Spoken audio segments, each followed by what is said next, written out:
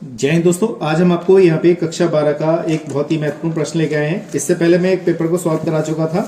इसमें मेरे पास जो है 324 FB पेपर था क्लास 12 का, यानी कि 2024 में पेपर पूछा गया था। तो इसी में से मैंने सारे प्रश्न आपको यहाँ पे हल कराए थे, पहला, दूसरा, तीसरा, चौथा, पांचवा, और यहाँ पे हम आज सॉल्व कराएंगे। 7वें तक हमने सॉल्व करा दिया था, आज हम यहाँ पे सॉल्व कराएंगे क्वेश्चन नंबर 8। ठीक है दोस्तों, क्वेश्चन नंबर 8 यहाँ पे सॉल्व कराएंगे। ये प्रश्न है दोनों। तो किसी एक खंड को यहाँ पे हल करना है, तो रैखिक समीकरण निकाय ये दे रखी है, ये दे रखी है, ये दे रखी को आव्यूह विधि से हल करिएगा, और 8 अंक में यहाँ पूछा गया है। ठीक है, इसी प्रकार से खंड खा भी है, ये भी 8 नंबर में पूछा गया है। दोनों के करने का तरीका एक ही जैसा ही है, लेकिन यहाँ पे XYZ के रूप में लिखा जाता है और यहाँ पे A इनवर्स हमें डायरेक्ट याद करना है। ठीक है दोस्तों, तो कैसे करते हैं, वीडियो बने रहेगा। चैनल पहली बार आए, चैनल को सब्सक्राइब कीजिएगा, वीडियो को शेयर कीजिएगा और कमेंट करके जरूर बताइएगा। ठीक है दोस्तों, तो कैसे करते हैं, हमारे पास क्वेश्चन नंबर 8 का पहला जो है रैखिक समीकरण है, तो इसको हम यहाँ पे सॉल्व कर रहे हैं। तो मैंने यहाँ पे प्रश्न लिख दिया है। तो सबसे पहले हम क्या लिखेंगे, इसे हम क्या करते हैं, सबसे पहले इसे ax बराबर b के रूप में लिखेंगे इसे। ठीक है, इसको हमने समीकरण नंबर 1 मान लिया। ठीक, इसको हमने ax बराबर b के रूप में मान लिया। सबसे पहले हम क्या लिखेंगे, a के रूप में लिखेंगे। तो a हमारा क्या है, हमारा आव्यूह है। तो इसके यहाँ पे x का गुणांक कितना है, 2 है, तो 2 लिख देंगे। y का गुणांक -3 है, z का गुणांक यहाँ पे 5 है, तो ऐसे लिख दिया। यहाँ पे x का गुणांक कितना दे रखा है, 3 दे रखा है, यहाँ पे 2 दे रखा है, और यहाँ पे -4 दे रखा है। इसके बाद यहाँ पे इसका गुणांक 1 है, यहाँ पे 1 है, -2 है। उसके बाद हमारे पास x का मतलब क्या होता है, x, y और z होता है, और b जो है हमारे पास कांस्टेंट पद, यानी कि 11, -5 और -3 है। ठीक है दोस्तों, इसको हम यहाँ पे सॉल्व करेंगे। ठीक है, इसके बाद हम क्या करेंगे, सबसे पहले इसका मॉड निकालेंगे। तो मॉड की हमें बाद में जरूरत पड़ेगी। तो इस सारणी को मैंने क्या किया, इस आव्यूह को मैंने क्या किया, इस सारणी के रूप में बदल दिया। तो यहाँ पे 2 यानी कि 2 डंडे खड़े कर दिए मैंने, -3 और 5 हो जाएगा इस तरीके से। यहाँ पे 3, 2 और -4 होगा, 1, 1, -2 होगा। अब हम क्या करते हैं, जब हम इसका सारणिक निकालते हैं तो विस्तार करते हैं। तो 2 के सापेक्ष विस्तार, मतलब पहले रो के साथ विस्तार करेंगे और बाई करके कॉलम बाई वो करते रहेंगे। तो यहाँ पे -3 के साथ विस्तार कर लेंगे, फिर यहाँ पे +5 के साथ विस्तार कर लेंगे। अब बात करते हैं यहाँ पे चिन्ह की। ये प्लस होता है, ये माइनस, तो ये माइनस पहले से ही है, तो ये माइनस प्लस हो जाएगा। ठीक है, इस बात का ध्यान रखिएगा। अब बात आती है यहाँ पे इसके अंक को लिखने की। जब हम इसका विस्तार करेंगे तो हमने पहला रो और पहला कॉलम दुबकाएंगे, पहला रो और पहला कॉलम दुबकेगा। तो हमारे पास 2, 1, -4, -2 बचेगा। तो यहाँ पे ध्यान से समझिएगा, 2, 1, -4 और -2 बचेगा। पहला रो रहेगा, दूसरा कॉलम दुबकेगा, तो 3, 1, -4, -2 रहेगा, यानी कि 3, 1, -4, -2 रहेगा। फिर पहला रो रहेगा, तीसरा कॉलम रहेगा। ठीक है, तो तीसरा कॉलम दुबक जाएगा, 3, 1, 2, 1, यहाँ पे लिखेगा 3, 1, 2, 1। इस तरीके से हमने यहाँ पर इसे लिखा। ठीक है, अब हम यहाँ पे क्या करते हैं, इसको सॉल्व करते हैं। तो सॉल्व करने का तरीका देखिएगा, 2 को ऐसा ये रहेगा बाहर, तो इसकी इस वाले पद की इससे गुणा करते हैं, तो -2 दूनी 4, बीच में यहाँ पे माइनस चिन्ह होता है, ध्यान रखिएगा। तो 4 × 4 तो +4 हो गया, यहाँ पे +3 रहेगा। इसकी इससे गुणा करेंगे तो -6, बीच में माइनस चिन्ह होता है, 4 × 4 तो +2 रहेगा, यहाँ पे +5, 3 × 3 और माइनस का कितना रहेगा, 2 रहेगा। इस तरीके से हमने यहाँ पे इसका विस्तार किया।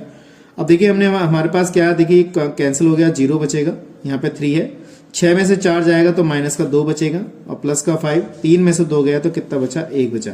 इसकी गुणा इससे करिए 0, -6 और +5, 6 में से -6 में से 1 गया तो -1 बचेगा। इस तरीके से हमारे पास पद बचा। ध्यान से देखिएगा, अच्छी तरह मैंने यहाँ पे मॉड निकाला। अब बात करते हैं यहाँ पे सारणी के द्वारा निर्मित सह गुणनखंड आव्यूह। तो सह गुणनखंड आव्यूह के लिए क्या करेंगे, हम इसी का विस्तार करेंगे यहाँ पर।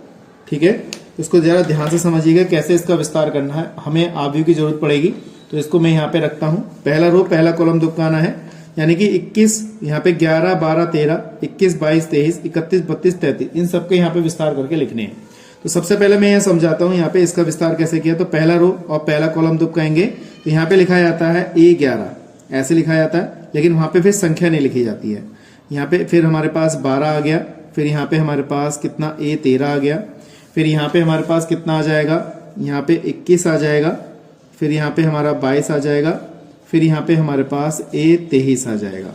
उसके बाद इस वाले स्टेप में हमारे पास A31 आएगा, यहाँ पे फिर A32 आएगा, और फिर यहाँ पे हमारे पास A33 आएगा। इस तरीके से हमने यहाँ पे लिखा। बस इसकी वैल्यू करके क्या कहते हैं विस्तार करेगा इसके सापेक्ष और हम इसको सॉल्व कर सकते हैं। तो देखिए सबसे पहले हम इसको विस्तार करते हैं। तो पहला रो पहला कॉलम दुबकाएंगे तो यहाँ पे हमारे पास 2 1 -4 -2 बचेगा। तो 2 1 -4 -2 लिखेंगे। फिर हम पहला रो हमारे पास है तो दूसरा कॉलम दुबकाएंगे यहाँ पे। तो 3 1 यहाँ पे लिखेंगे 3 1 -4 -2। फिर पहला रो है तो तीसरा कॉलम दुबका लेंगे तो 3 1 2 1। तो यहाँ लिखेंगे 3 1 2 1 इस तरीके से लिखा। इसी प्रकार से दूसरा लिखेंगे तो दूसरा हम रो दुबकाएंगे, ठीक है, और पहला कॉलम तो कितना आएगा -3 और यहाँ पे 1 रहेगा। देखिए -3 1 5 और -2 यहाँ लिखेंगे -3 1 5 -2। ऐसे ही हमारे पास दूसरा रहेगा तो दूसरा कॉलम दुबकाएंगे तो यहाँ पे 2 1 5 -2। तो यहाँ लिखेंगे 2 1 5 -2 इस तरीके से लिखेंगे। तीसरा दुबकाएंगे यहाँ पर इस तरीके से तो 2 1 यहाँ पे रहेगा 2 1 -2 और 1 इस तरीके से। जब तीसरा दुबकाएंगे, अच्छा यहाँ पे आप समझ में आ गया होगा, मैंने यहाँ पे दिखा दिया है, पहले अभी वो मैं उसमें सवाल में करने में बिजी रहा। अब हम क्या करेंगे, यहाँ पे तीसरा रो दुबकाएंगे और पहला कॉलम, फिर हमारे पास रहेगा -3 2 5 -4। फिर हम दूसरा कॉलम दुबकाएंगे तो 2 3 5 -4। फिर तीसरा कॉलम दुबकाएंगे तो 2 3 -3 और 2 इस तरीके से लिखेंगे। और मैं यहाँ पे इसको लिख रहा हूँ, ठीक है। तो हमने जब इसको यहाँ पे दुबकाया तो यहाँ पे हमारे पास जब तीसरा रो दुबकेगा, पहला कॉलम दुबकेगा तो -3 2 5 -4 रहेगा। फिर तीसरा रो दुबकेगा तो हमारे पास दूसरा कॉलम दुबकेगा तो 2 3 यहाँ पे 5 -4 रहेगा। फिर यहाँ पे हमारे पास 2 3 -3 और 2 रहेगा। इस तरीके से यहाँ पे ये रहा। अब इसको हम क्या करते हैं, यहाँ पे कैलकुलेशन करके लिखते हैं। देखिएगा ये चीज आ गई तो गुणा हमें ऐसे करनी है, ध्यान रखिएगा। तो -4 बीच में माइनस चिन्ह होता है तो +4 तो हमारे पास 0 रहेगा। ये वाला प्लस है तो ये माइनस रहेगा तो माइनस चिन्ह यहाँ पे काम करेगा। तो इसकी गुणा इससे करेंगे -6 बीच में माइनस चिन्ह तो +4 हो जाएगा। इसमें से घटाएंगे तो -के हमारे 2 बचेगा तो +2 हो जाएगा। इस तरीके से हमने लिखा। इसी प्रकार से हम यहाँ पे ये प्लस चिन्ह होता है तो इसकी गुणा इससे करेंगे 3 -2 तो यहाँ पे हमारे पास 1 बचेगा। ऐसे लिखा। उसके बाद इस पे बात करते हैं तो यहाँ पे माइनस होता है, ये प्लस होता है, ये माइनस होता है। तो ये माइनस चिन्ह हमारे पास पहले से ही है, माइनस माइनस प्लस 3 दूनी 6 हो गया, बीच में माइनस चिन्ह होगा तो 6 में से -5 जाएगा तो माइनस का 1 हो जाएगा क्योंकि बाहर माइनस बैठा हुआ है। -4 -5 तो -9 हो जाएगा, ठीक है। तो यहाँ माइनस चिन्ह पहले से ही है तो 2 और यहाँ पे +2 तो कैंसिल हो जाएगा तो 0 आएगा। इसी तरीके से हम यहाँ पे लिखेंगे -+के यहाँ पे हो जाएगा 4 3 12 -5 दूनी 10 तो 2 बचेगा। यहाँ पे माइनस होगा, ये प्लस ये माइनस ये प्लस होता है तो माइनस से है, -4 दूनी 8 और -15 तो 15 और 8 हमारे पास कितने हो जाएंगे, ये बात ध्यान रखिएगा। तो यहाँ पे -23 हो जाएगा तो +23 हो जाएंगे हमारे पास, ठीक है। इसके बाद हमारे पास कितना है 4 तो यहाँ पे 2 दूनी 4 हो गया, बीच में 3 3 9 तो +3 3 9 हो जाएंगे तो 9 और 4 कितना हो गया 13। इस तरीके से हमने यहाँ पे पूरा सॉल्यूशन यहाँ पे प्राप्त कर लिया। तो गुणा समझ में आ गई होगी, 2 दूनी 4 और 3 3 9, ठीक है। अब मैंने यहाँ पे लिखा है सारणी के द्वारा निर्मित सैखंडज अवयव, तो आप इसको A मान सकते हैं या B मान सकते हैं। तो हमारे पास यहाँ पे क्या रहेगा, तो यहाँ पे 0 आया है, यहाँ पे 2 आया है और 1 आया है हमारे पास। यहाँ पे -1 बचा है, -9 बचा है, यहाँ पे हमारे पास 0 बचा है, यहाँ पे हमारे पास 2 बचा है, यहाँ पे 23 बचा है और यहाँ पे 13 बचा है। तो इस तरीके से हमारे पास सारणी के द्वारा निर्मित सैखंडज अवयव यहाँ पे हमने ज्ञात कर लिया। अब हम क्या करते हैं, XYZ के मान ज्ञात करते हैं। तो देखिए दोस्तों, यहाँ पे हमारे पास ये थोड़ा सा गलती हुआ है। यहाँ पे ये जो हमारे पास पत्ता 3 था तो 2 × 2 और 3 × 3 माइनस का प्लस का हो जाएगा -5 हो गया। तो हमारे पास जो प्रोसीजर आया सारणी के द्वारा निर्मित सैखंडज अवयव, तो यहाँ पे -5 आएगा। अब इसको हम सॉल्व करते हैं, XYZ के मान ज्ञात करते हैं। तो देखिए दोस्तों, हमारे पास ये A की वैल्यू आ गई, यानी कि परिवर्त अवयव आ गया। हम इसको हम एड जॉइंट में बदलेंगे। तो एड जॉइंट में क्या करते हैं, हम रो को कॉलम में बदल देते हैं। तो 0 यहाँ पे 2 1 रहेगा, -1 -9 -5 आएगा, 2 और 23 और यहाँ पे 13 आएगा। इस तरीके से तो हमने एड जॉइंट निकाल लिया। अब हम यहाँ निकालते हैं A इनवर्स। तो A इनवर्स का फॉर्मूला होता है ADJA अपॉन में mod A। तो ADJ की वैल्यू हमारे पास अभी हमारे पास ये वाली है और A इनवर्स की वैल्यू -1 आई थी। तो 0 -1 2, यहाँ पे 2 -9 23, इस तरीके से 1 -5 और हमारे पास कितना आ गया 13 आ गया।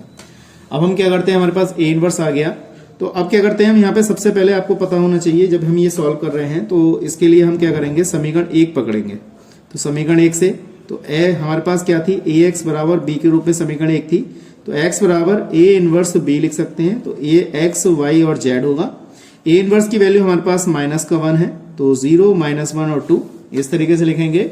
और यहाँ पे कितना है 2 - 9 23 हो जाएगा, 1 - 5 और 13 हो जाएगा। इस तरीके से लिखा गया है। ठीक है, अब यहाँ पे b की वैल्यू हमारे पास है, तो b की वैल्यू हमने जो मानी थी समीकरण 1 में सबसे पहले, तो वो कितनी मानी थी 11 - 5 और 3 मानी थी। 11 - 5 और 3 यहाँ पे लिख देते हैं 11 - 5 और माइनस का 3 इस तरीके से लिखेंगे। बस उसे सॉल्व करते हैं x y और z इस तरीके से लिखा। इसकी गुणा नहीं करना आपको ध्यान से, सबसे पहले इसकी गुणा करनी। तो 11 की इससे करेंगे, जो गुणा करेंगे 0 हो जाएगा, बीच में प्लस का चिन्ह आता है, इसकी गुणा इससे करेंगे तो माइनस प्लस हो जाएगा, तो 5 × 5 और 3 दूनी 6 तो माइनस का 6 हो जाएगा। इसकी इससे गुणा करेंगे तो 11 दूनी 22, बीच में प्लस का चिन्ह आएगा, 5 पंजे 25, तो ये हमारे पास कितना 9 पंजे 45 सॉरी 45 हो गया। और इसकी गुणा करेंगे तो हमारे पास 3 × 9 और 3 दूनी 6 69 हो जाएगा। ठीक है, अब इसकी गुणा इससे करेंगे तो 11 × 11 और माइनस माइनस प्लस, तो 5 पंजे 25 हो जाएगा और 13 × 39 हो जाएगा। इस तरीके से हमने लिखा। हमारे पास क्या बचा x y और z बचा। माइनस का ये हो गया -1, इन दोनों को ऐड कर लो तो वो कितना आ गया 67 में से 69 गए तो 2 बचेगा माइनस का। ये हो गया हमारे पास कितना 36 में से 39 गए तो माइनस का 3 बचेगा। तो ये पद बचे हमारे पास। तो माइनस अंदर गुणा कर लो x y और z, हमारे पास बचा 1 2 और 3। तो x का मान हमारे पास कितना आ गया दोस्तों 1 आ गया, y का मान 2 आ गया और z का मान हमारे पास 3 आ गया। अगर आपको उत्तर की जांच करनी है तो आप किसी भी समीकरण में ये मान लगा दीजिए, 1 में 2 में 3 में। तो हम किसी भी समीकरण में लगा देते हैं। मान लीजिए हम तीसरी समीकरण में लगा रहे हैं x + y माइनस के 2z बराबर -3 है, तो इसमें लगा के देखते हैं। तो ये हमारा क्या होगा, इसका आंसर होगा। तो लगाते हैं यहाँ पे x का मान 1 लगाया, y का मान 2 लगाया, 2 × z का मान 3 लगाया, तो 3 ही बचना चाहिए हमारे पास। तो 1 + 2 माइनस का 6 माइनस का 3, तो 3 और 3 6 माइनस का 6 माइनस का 3 है, तो माइनस के 3 बराबर माइनस का 3। तो इसका मतलब है हमारा उत्तर एकदम सही है। ठीक है दोस्तों, तो इस तरीके से हमने यहाँ पे आव्यूह विधि से इसके महत्वपूर्ण सवाल को सॉल्व किया। तो मैं समझता हूँ आपको अच्छी तरह समझ में आ गया होगा। इसी प्रकार से हम क्या करते हैं, इसका अथवा वाला प्रश्न भी सॉल्व कराते हैं। इसी तरीके से अथवा वाला प्रश्न भी सॉल्व कराते हैं। a बराबर 2 3 1 -3 2 1 5 -4 और 2 का a इनवर्स ज्ञात करना है।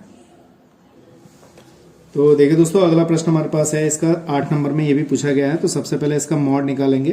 तो मॉड कैसे निकालेंगे, 2 - 3 और 5 3 2 - 4 1 1 माइनस का 2 इस तरीके से लिखेंगे। तो मॉड निकालने के लिए हम क्या करते हैं, ऐसे विस्तार करते हैं, माइनस का 3 ऐसे विस्तार करेंगे और प्लस के 5 ऐसे विस्तार करेंगे। ठीक है दोस्तों, तो ये ध्यान रखिएगा। तो हमारे पास अगर देखा जाए तो ये बहुत ही अच्छा प्रश्न है। अगर मैं आपको एक टेक्निक बताऊं तो यहाँ पे ध्यान रखिएगा। अभी हमें ऊपर से अभी ने सवाल किया है, तो इस सवाल वाले ने कितना अच्छा मजाक किया है हमारे साथ, तो ये भी मैं आपको दिखाना चाहता हूँ। तो देखिएगा यहाँ पे इसका हमने अभी सॉल्व किया था, तो 2 - 3 और 5 इसका गुणांक आ गया था, 3 और 2 माइनस का 4, देखिए 3 2 माइनस का 4 गुणांक आ गया। x का गुणांक 1 है, y का गुणांक 1 है और 2 का गुणांक z का गुणांक -2 है। तो देखिए बिल्कुल ही सेम टू सेम इसका आंसर यही आएगा। हमें a इनवर्स का मान ज्ञात करना, तो आपको ज्यादा परेशान होने की जरूरत नहीं है। इसको मैं अभी इसी को सवाल को सॉल्व करा देता हूँ, यहाँ पे दिखा देता हूँ, तो आपको संतुष्टि आ जाएगी। ठीक है दोस्तों, तो देखिए हमने अभी यहाँ पे सॉल्व किया था, देखिए कितना सॉल्व किया था। तो हमारे पास ये तो सवाल था, देखिए इसकी समीकरण की तुलना करके हमारे पास जो आया था वो कितना आया था, 2 - 3 5 3 2 - 4 1 1 -2। अब इस सवाल को भी देख लो आप, 2 हमारे पास कितना बचेगा, देखिए यहाँ पे, अब यहाँ पे देख लो 2 - 3 5, तो देखिए 2 - 3 और 5 3 2 - 4, देखिए यहाँ पे 3 2 - 4 और 1 1 -2। आप इसमें से कोई सा भी सवाल करते आपको तुरंत नंबर मिलते।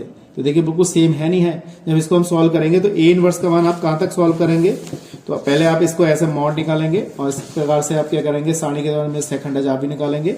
उसके बाद आपको क्या करना है, यहाँ पे a इनवर्स का मान निकाल देना है यहाँ पर इस तरीके से। जैसे a की वैल्यू लिखनी है, एडजॉइंट निकालना है और a इनवर्स की वैल्यू ये इस तरीके से यहीं पे आपका आंसर हो जाएगा।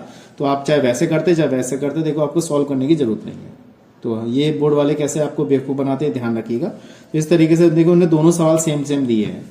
ठीक है, तो मैं समझता हूँ आपको अच्छी तरह समझ में आ गया होगा। अगर चैनल पहली बार आए, चैनल को सब्सक्राइब कीजिएगा, वीडियो शेयर कीजिएगा और कमेंट करके जरूर बताइएगा। ठीक है दोस्तों, तो आज के लिए इतना ही। नेक्स्ट वीडियो में मिलते हैं ऐसे इंटरेस्टिंग क्वेश्चनों के साथ। जय हिंद, जय भारत। ध्यान रखिएगा इसका लास्ट प्रश्न जो है हमारे पास, इसको सॉल्व कराएंगे। 9 का का और खा ये वाले बहुत प्रश्न इंपॉर्टेंट है, दोनों प्रश्न आते हैं पेपर में। ठीक है दोस्तों।